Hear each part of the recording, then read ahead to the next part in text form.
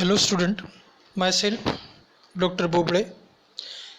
Student, पिछले बार last lecture में हम लोगों ने देखा था कि final account, partnership final account देखा था। आज हम देखने वाले हैं chapter number 2, account of not for profit concern. Student, ये दो प्रकार की संस्थाएं होती है। जैसे पहली profit making organization and not for profit making organization. Means there are two types of organization. First, trading organization or profit making organization, and second is non trading or not for profit organisation. तो पहली organisation है profit making organisation. इनका main object होता है profit earn करना, है ना। ऐसी संस्थाएं गुड्स और सर्विसेज प्रोड्यूस करती है और उसको सेल करती है, परचेज करती है उसका, है ना।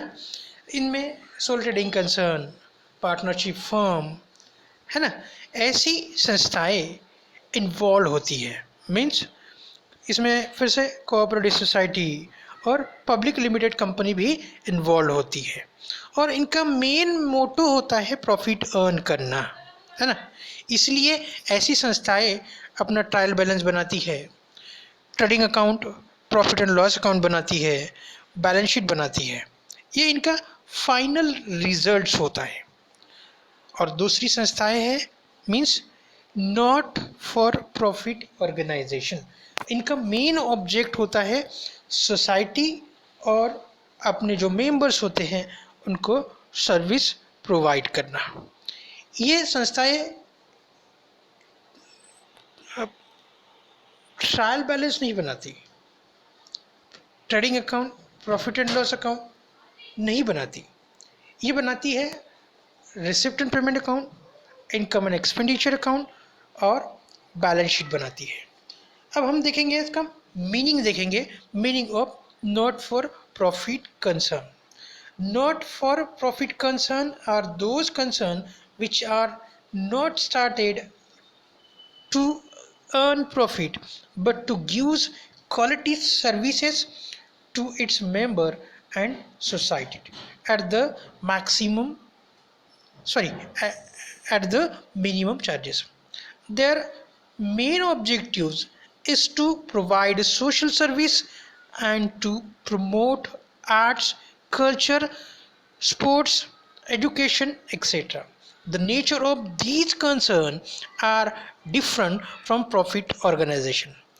Not for profit concern collect income through subscription, admission fees, donation, etc.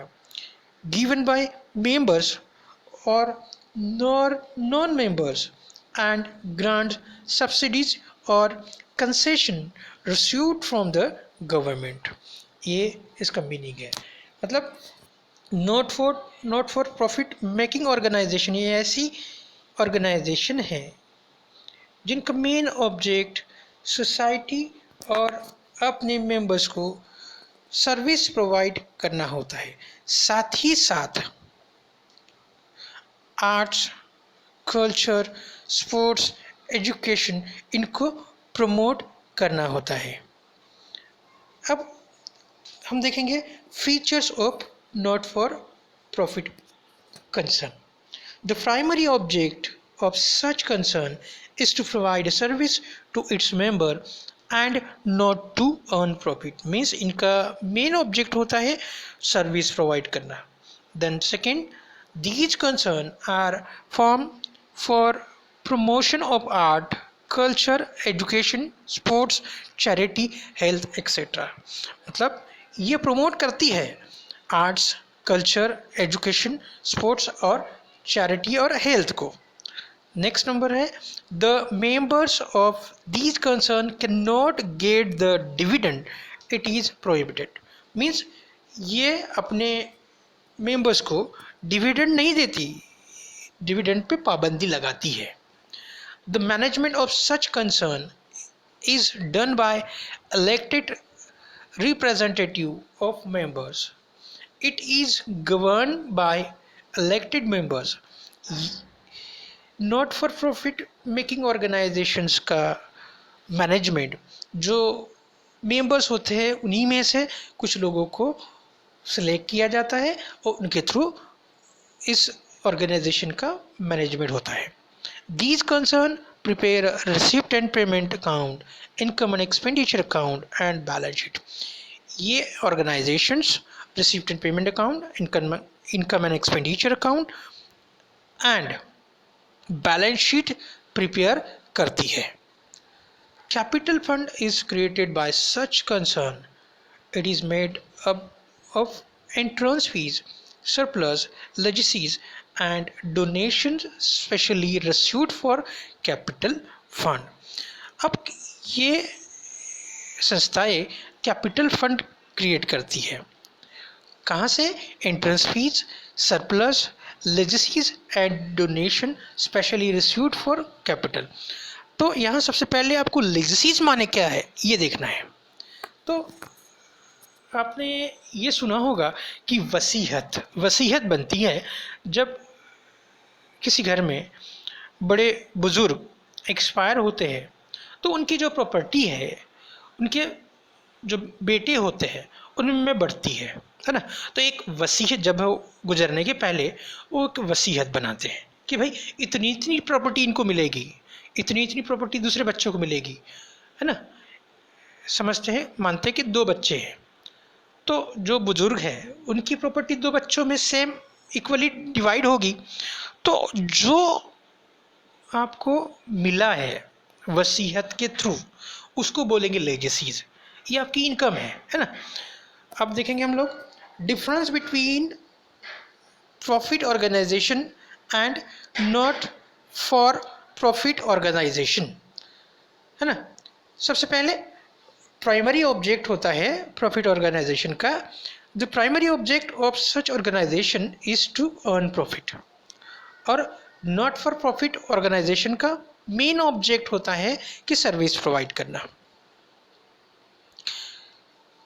Profit organisation में ट्रायल बैलेंस बनाया जाता है, जबकि not for profit making organisation में ट्रायल बैलेंस नहीं बनता, उसके बजाय रिसीप्ट एंड पेमेंट अकाउंट बनाया जाता है। प्रॉफिट ऑर्गेनाइजेशन में ट्रेडिंग अकाउंट प्रिपेयर किया जाता है, प्रॉफिट एंड लॉस अकाउंट बनाया जाता है और बैलेंस शीट भी बनाई जाती है। और नॉट प्रॉफिट ऑर्गेनाइजेशन में रिसीप्ट एंड पेमेंट अकाउंट बनाया जाता है, इनकम एंड एक्सपेंडिचर अकाउंट बनाया जाता है और बैलेंस शीट बनाई जाती है। और प्रॉफिट ऑर्गेनाइजेशन में नेट रिजल्ट आपको मिलेगा प्रॉफिट और लॉस से, नेट प्रॉफिट और नेट लॉस से। सो ये है प्रॉफिट ऑर्गेनाइजेशन। और नॉट प्रॉफिट ऑर्गेनाइजेशन में जो आप इनकम एंड एक्सपेंडिचर अकाउंट बनाते हैं उनका रिजल्ट मिलता है आपको सरप्लस और डेफिसिट से। नेक्स्ट है कि प्रॉफिट ऑर्गेनाइजेशन में जो ओनर्स फंड होता है वो ओनर्स का इन्वेस्टमेंट होता है। उसमें क्या क्या प्लस करते हैं हम लोग? जनरल रिजर्व करते हैं और सरप्लस, इन दोनों को ऐड करते हैं।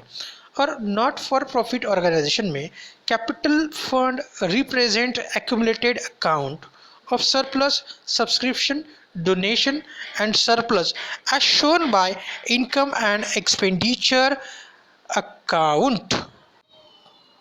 Meaning of receipt and payment account: the day-to-day transaction of a not-for-profit concern are recorded in a cash book and then they are posted to ledger account. At the end of financial period, the cash book and ledger account are balanced, and from these balance, receipt and payments account is prepared. The receipt and payment account is a real account. Credit transactions are not recorded in the receipt and payment account. Receipt and payment account is a summary of cash and bank transaction for a particular period.